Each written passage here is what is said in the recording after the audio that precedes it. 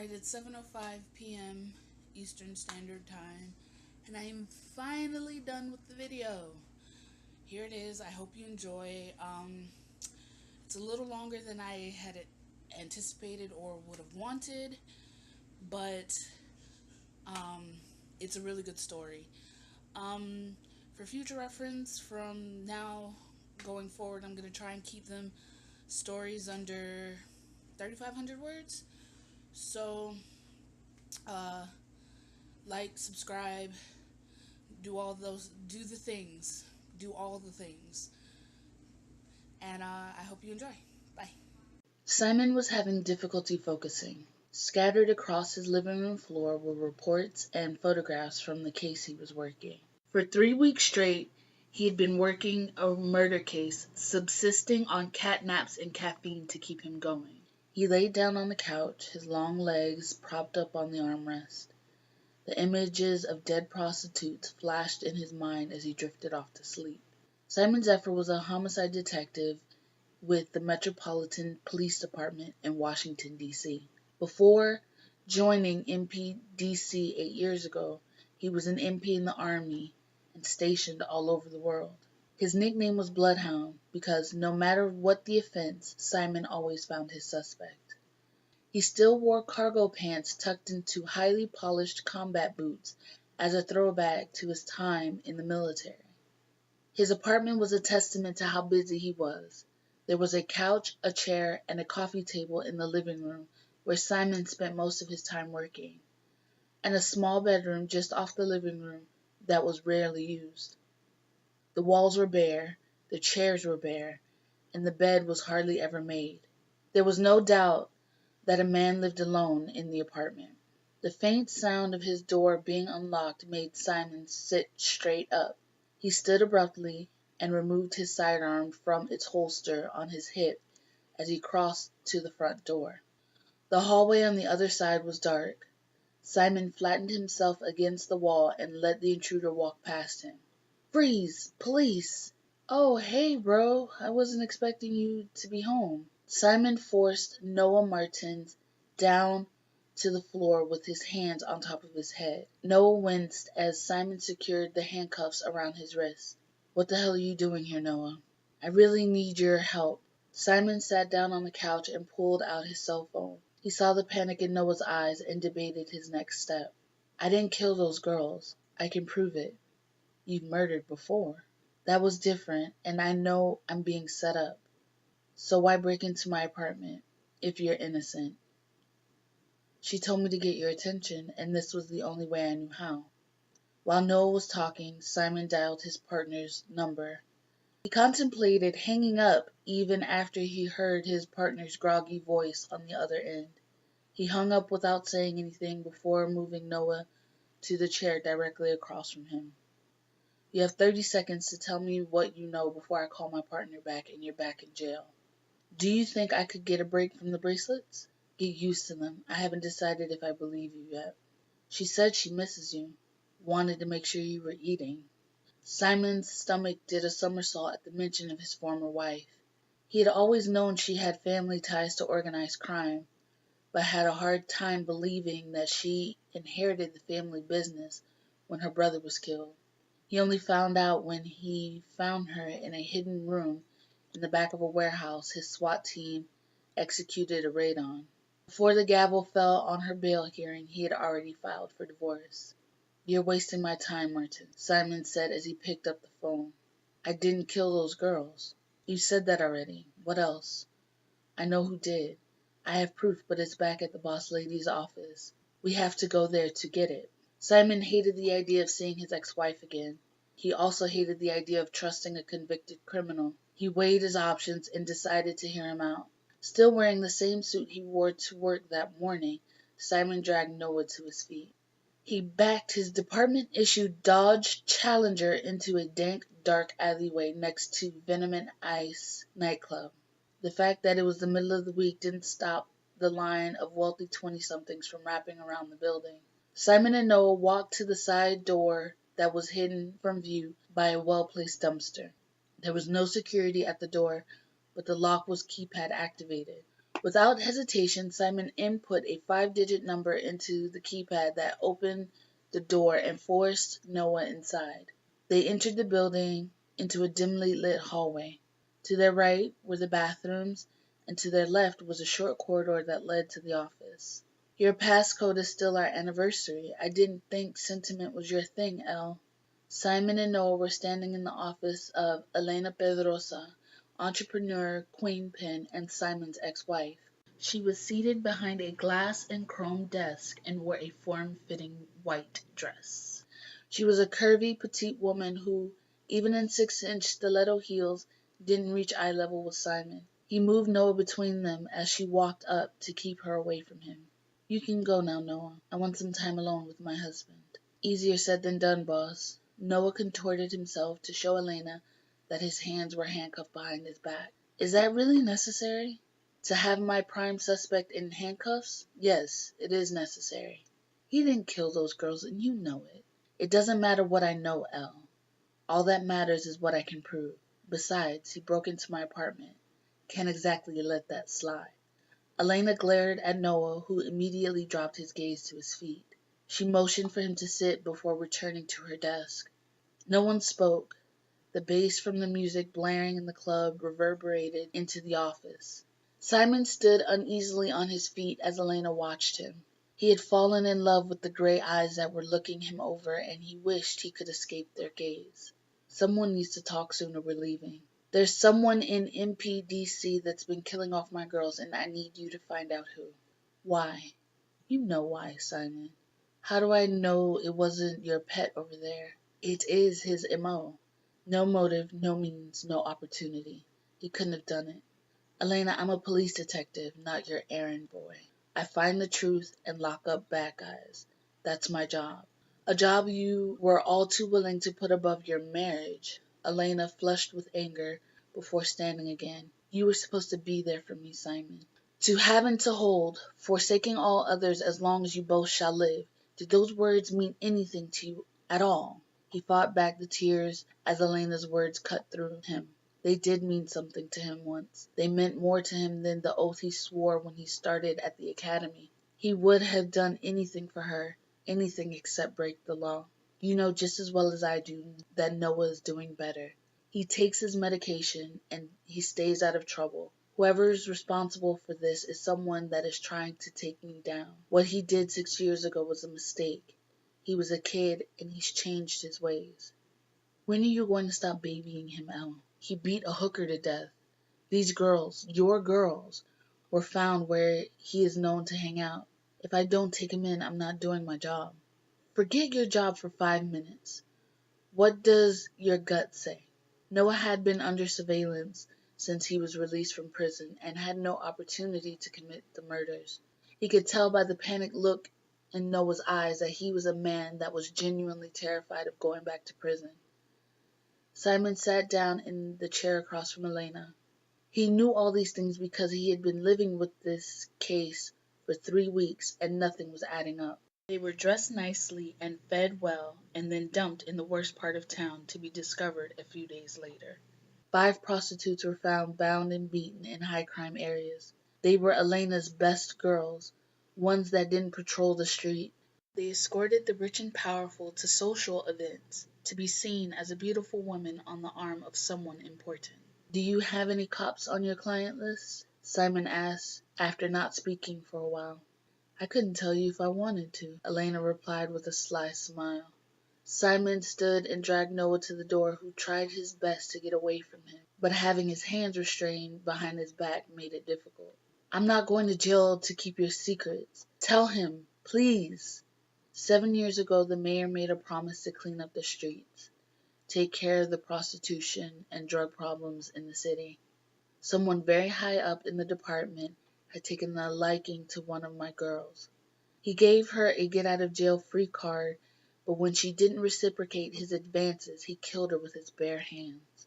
He told me if I didn't find someone to take the fall, and he got caught, everyone was going down with the ship, including you. I made a deal, and Noah confessed to the murder.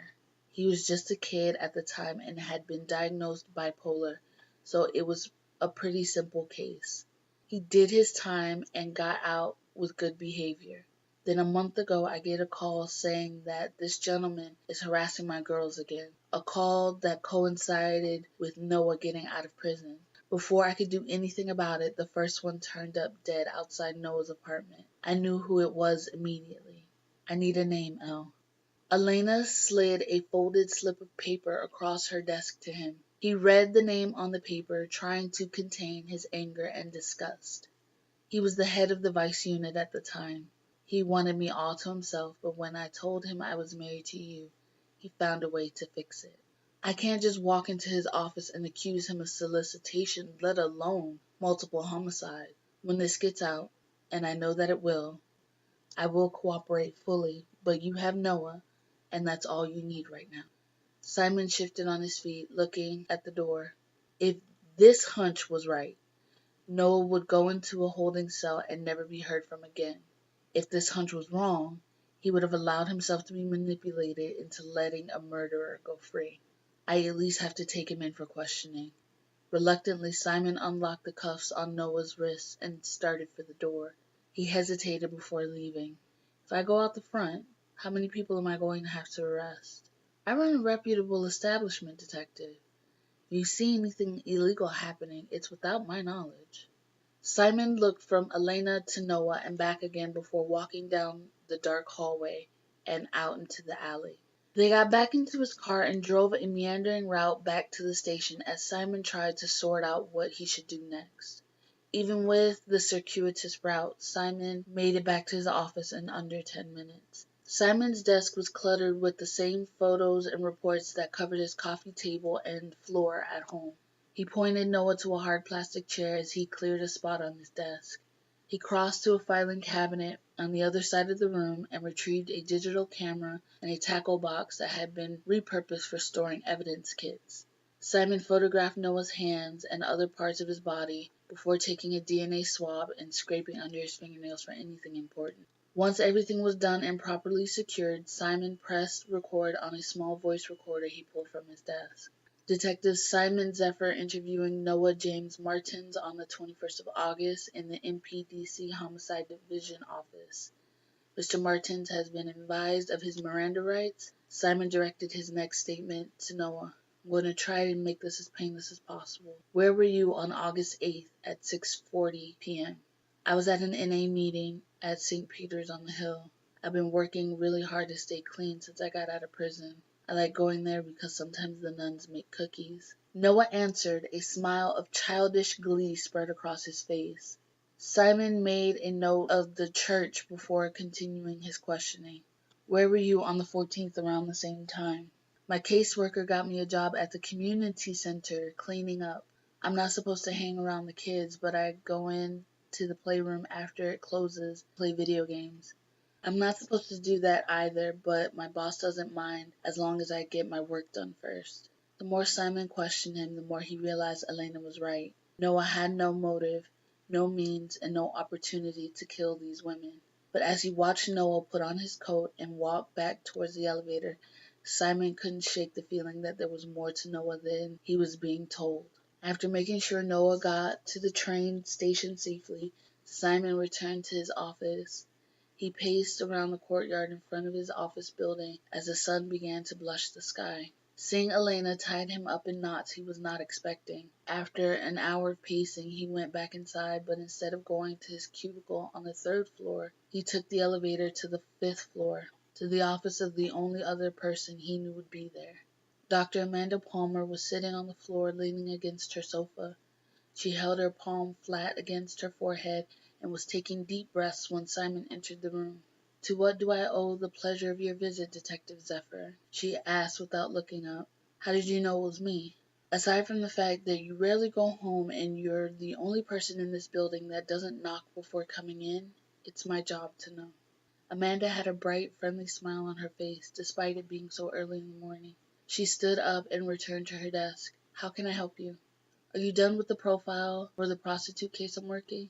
I'm almost done. Why, is there something I should know? Is there any possibility the person who did this is a cop? She sat back in shock, looking Simon over for any hint of a joke. Listen, Doc, I'm running a hunch here. I got a tip and I don't know if I can trust it. She looked at him, the fatigue of working the case etched in the worry lines that creased his forehead. When was the last time you slept, Simon? He heaved a deep sigh. This was the game. He would ask her for help, she would get him to talk about his personal life, and then they would collaborate on the case at hand. He sat down in the soft, padded chair in front of her desk. He wasn't sure what it was about sitting in her office, but he instantly felt relaxed. Elena is involved in the case. That's who I got the tip from. She's saying that Captain Soren Brady has been killing off her hookers to frame her gopher and scare her into something she doesn't want to do. I don't know where to go with this, so you came here. It's your job to help me work this out, isn't it? My job is to consult with the department any way I can. I don't work just for you, Amanda said, allowing a smile to escape. Simon found her smile contagious, letting himself smile for a brief moment. You still haven't answered my question, Doc. Is there any possibility the killer is a cop? These women wouldn't get into a car with just anyone. We know they got picked up somewhere and were dumped someplace else. We know that the person would have been known to them. They were cold and calculating. They took their time with each girl. You're not telling me anything new. The person that did this has a lot of rage that he keeps bottled up, likely a person in authority. There's a high likelihood that there's domestic violence in his life. Simon tensed in his seat. That's all I feel comfortable saying at the moment, but in all my time working with law enforcement departments, I personally have never encountered a police officer who was a serial killer. I'm not saying they don't exist, I'm just saying it's not very likely. Amanda stood and leaned against the front of her desk, resting her hand on his knee. As a licensed psychiatrist, it is my opinion that your ex-wife is playing you. She knows which buttons to push to get you off track. Follow up with her gopher when she's not around. See if you can shake anything out of him. And go home and get some sleep. You look like death warmed over. Simon was nodding off at his desk when his partner came in. Aaron Lowry could pass for Simon's brother in every way. He was tall and fair-skinned like Simon. He was muscular and athletic like Simon. He was even former military like Simon, but unlike Simon, Aaron hated being woken up in the middle of the night. Aaron dropped his bag next to Simon's head, making as much noise as he could to startle Simon. Doesn't feel good, does it? I'm sorry about last night. I had an incident. Everything all right? Nothing I couldn't handle. I talked to Elena, though. She actually had a lead on this case for us, but I don't like it. Simon spent the next 20 minutes downloading his partner on everything that happened. Aaron attempted to help him untangle the mass of thoughts and emotions that were running through his mind, but to no avail. Simon decided to go home and get some sleep. He felt every sore muscle in his body as he left his office. He got back into his car and drove home, the sun almost completely up as he entered his apartment. After changing into a pair of basketball shorts and a tank top, he placed his side arm in a lockbox in his bedside table and collapsed into bed. The sound of his cell phone buzzing against the hardwood floor woke him 4 hours later. He searched through the mass of clothes and bed sheets that had accumulated on his floor, finding his phone vibrating in the pants he wore the night before. I always found your voice sexy in the mornings, Elena purred. What do you want, Elle? You and I on a private black sand beach, making love in the surf. Hanging up now, Elena. I gave you Soren Brady, and yet he hasn't been arrested. I don't understand. The sweet tone to her voice was instantly replaced with a hard edge. I already told you, I don't do things on your time. There is due process of law, and charging into the chief of detective's office with no proof is career suicide. Is my word not good enough? No. The finality in his voice hung between them. He felt his heart melt slightly as he listened to her breathe into the receiver.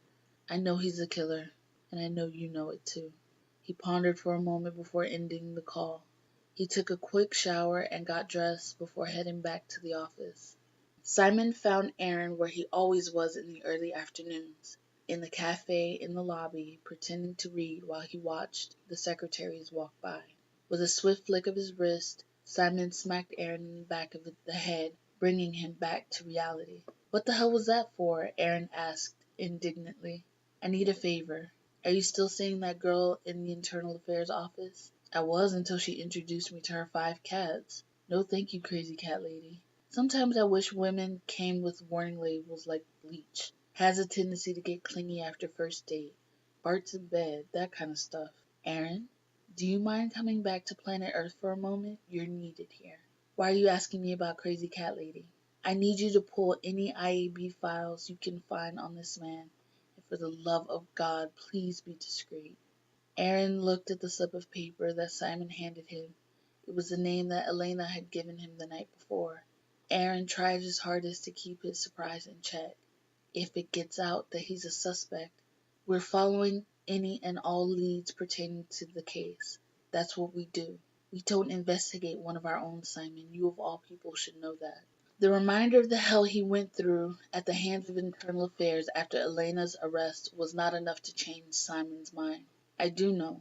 I also know that they had a job to do, just like we have a job to do. Give me the file. I have to go pick up a witness. The drive to Noah's neighborhood was a short one. He pulled up to a corner grocery store and flashed his badge to the owner behind the counter before walking into the back storage room. The sound of harsh whispers guided Simon to the cramped office in the back.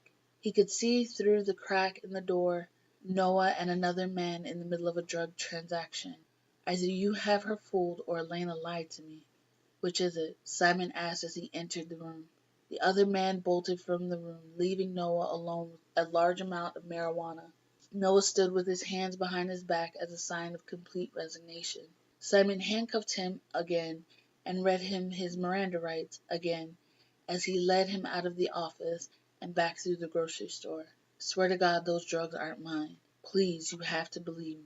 Noah begged as Simon frisked him against the car. If they aren't yours, then whose are they? I don't know. All I can tell you is they aren't mine. A small crowd gathered across the street as Simon threw Noah against the car. I could bust you for that weight I caught you with, but I have a much bigger fish to fry. I need your help, Noah. With what? I need to know if your boss is playing me, and the only one that can sort this out is you. I'd rather die than betray her. I'm having Soren Brady's IAB file pulled as we speak. Now I know he has a hard-on for you, but I don't know why. It would be easier if you just told me, because if I have to actually look into it, you might not like what I find. Noah tried to squirm away from Simon, who just pushed him back against the car. What is it, Noah? Tell me. He's my stepdad, all right? My father left when I was a kid, and he and my mom got married when I was 8. The only way he knew how to punish me was with his fists. I begged my mom to leave him, but she was convinced he was the opposite of my father. Only he wasn't. They were both abusive assholes, but it was too late for my mom to realize it about Soren. Simon took off the handcuffs and sat Noah down in the front seat of the car. We were coming back from some charity function when I was 14. Soren was drunk, but insisted on driving. I was in the back trying to sleep, but they kept arguing. He had unbuckled my seatbelt, but she put it back on before he noticed. The last thing I heard before the car slammed into the tree was my mother begging him to let her buckle back up. My last memory of my mother was her begging for her life. Noah wiped away the tears from his eyes. I can protect Elena from him. You just have to tell me everything you know about the murders. She doesn't need protection. This is a game they play with each other. He's just taking it too far. Captain Soren Brady was angry. Angry that he was being called out of a meeting. Angry that someone wanted to question him. Angry that he had to go down to the basement just to tell someone off. He rounded the corner in the dark hallway with long strides and found himself standing in front of one of the many interrogation rooms that lined the hallway. He entered the room suddenly, startling Simon, who was standing in the corner looking at crime scene photos. I'm sorry to pull you out of your meeting, Captain Brady. I'll try to keep this as short as possible. This better be good, Zephyr. There was a hooker that was found beaten to death 6 years ago that looks similar to a case I'm working, and I thought maybe you could shed some light on where I could be going wrong. Simon moved his chair back to the table that was covered in case files and newspapers. Sorry for making you come down here. I like the solitude when I'm trying to work. Simon motioned for Brady to take the chair opposite him while he searched the crowded table for the file he needed. Unexpectedly, the speaker in the corner of the room crackled to life. What can you tell me about the death of Jennifer Ambrose? Amanda's voice asked. She talked to my boss about getting out. She wanted to move back home to be with her daughter. I guess Elena didn't take it too well because she ended up dead a few days later. Do you know who killed her? Before his answer could be broadcast, the speakers cut out. Simon looked at Captain Brady as his face contorted and turned a violent shade of purple. What the hell is going on here, Zephyr? I don't know, sir. Why don't you tell me? All sense of reverence left Simon's voice as he stood across from Brady. You and I have a lot to talk about, so why don't you sit down? Simon motioned for the captain to take this empty seat across from him. I want to start with the death of Priscilla Brady, your wife. How did she die? She was killed in a car accident. Accident or murder, sir? Brady worked his jaw, trying to keep his anger in check. I asked because we have a witness statement that says you unbuckled her before crashing into the tree. You mean my junkie stepson? He's the definition of an unreliable witness. He wasn't a junkie at the time of the accident. I found this in your internal affairs file. He said you were fighting with his mother and you unbuckled his seatbelt as well as hers. He also said she only had time to buckle him back in before you slammed into the tree at 60 miles an hour. Simon slid a file folder with the police department seal and IAB in bold letters stamped across the front. What do you think was going to be Noah's answer? What? Noah was asked who killed Jennifer Ambrose, and I wanted to know what you thought his answer was going to be. He killed her. That's what he went to prison for. That's not what Elena told me last night. Brady raised a curious eyebrow to Simon. He leaned forward, resting his arms on the table as a sneer crept across his face. She gave me your name specifically as the one who killed Jennifer and the other 5 girls. I didn't know the Boy Scout was still in touch with his big bad ex-wife. Maybe that should be added to your own internal affairs file. I don't believe for one moment you talked to her, and even if you did, I don't think she would give you anything against me. You forget, I trained you. I made you who you are today. All these little tricks you're playing, I know them inside and out. There's nothing that you can say that's going to make me talk. I want you to read me my rights and get me a lawyer, now. Simon stood, digging his wallet out of his back pocket. After a moment of searching, he found the slip of paper he was looking for. He placed it on the table in front of Brady. All control over his anger was lost when he saw his name in Elena's distinctive cursive handwriting.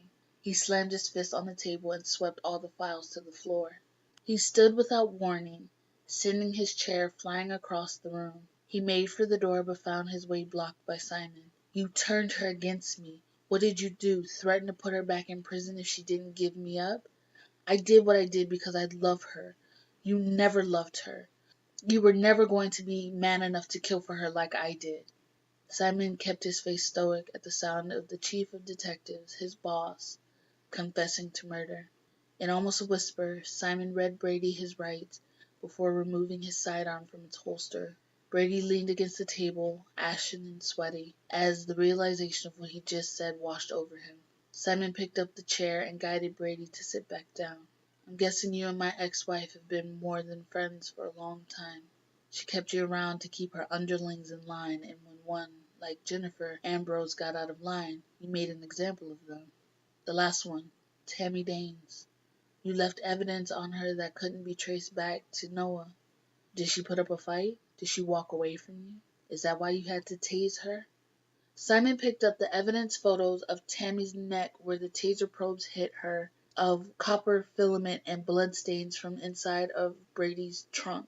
She used your anger and your temper against you.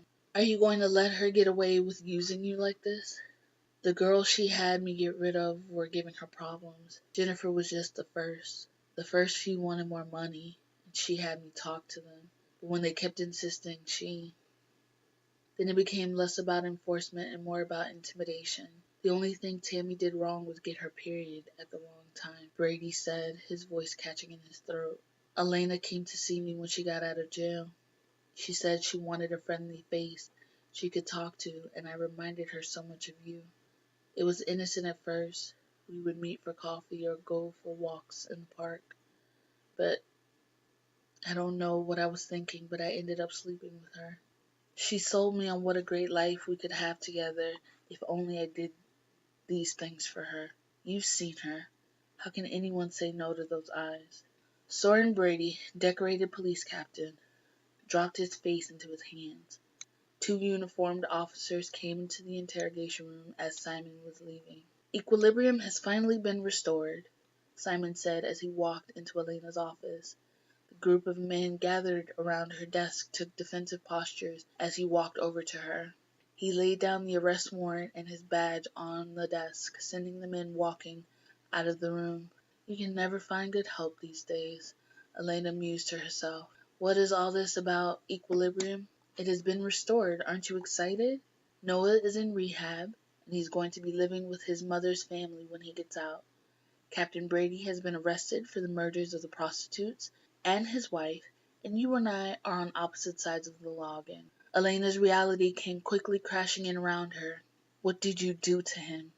I didn't do anything. He just came to his senses when he realized you weren't the person he thought you were. Simon took out his handcuffs. Elena stood up and placed her hands behind her back just as a SWAT team came crashing through the door. Simon led his ex-wife through the back halls and the main dance floor of the club to the main lobby, where dozens of scantily clad women were being lined up. Also being led from the back were the group of men that he saw in her office, as well as several SWAT members carrying copious amounts of drugs and paraphernalia. I was wrong to think I could fool you again, Elena said as he led her to a waiting squad car. Was it all an act? Elena stood on her tiptoes and kissed Simon on the cheek. No, she whispered in his ear just before getting into the car. Simon watched the car as it joined the convoy of police vehicles as they wound their way to the district jail. He wondered how long it would have taken Elena to get to him the way she got to Brady. He was so lost in his thought that he hadn't noticed the group of men and women in uniform gathered around him applauding. He backed out of the crowd and made his way back to the alley where he parked his car. He pulled the visor down, revealing a picture of a happy couple jammed into the corner of the mirror. The couple were laughing at a joke that was long forgotten. Simon stared into Elena's slate-gray eyes, feeling pangs of guilt and sadness tugging at his heart. He started his car, but before he turned onto the street, he threw the photo from their honeymoon out the window, not looking back as it fluttered and landed on the street. The sun was setting and Simon was still at his desk. His fingers danced across the keyboard to his computer as he typed up his report. The smell of the strong coffee that Amanda placed on his desk was the only thing that could break his focus. How's it going? I'm not really sure. I've never had to write an arrest report on my boss and ex-wife before. Thanks for the coffee, Doc. It's just what I needed. You're welcome, Amanda said as she started to leave his cubicle. Hey, Doc, why didn't she run? She had to have known that Brady would confess. Why not put me on the right path and get the hell out of Dodge? Well, I won't testify to this in court until I actually talk to her, but at first blush I would say Elena has a classic case of narcissistic personality disorder with sociopathic tendencies. She needs men like you and Brady to boost her self-esteem. Noah makes her feel needed, like there's at least one person she still has a hold on. No amount of talking was going to get her to stop what she was doing. You couldn't have saved her. Amanda left and Simon went back to work. It was several hours of paperwork before Simon made it back home. He stepped into a scalding hot shower, allowing the hot water and steam to relax his tense muscles. He sunk into his mattress, still wet and wrapped in a towel, and fell asleep almost instantly.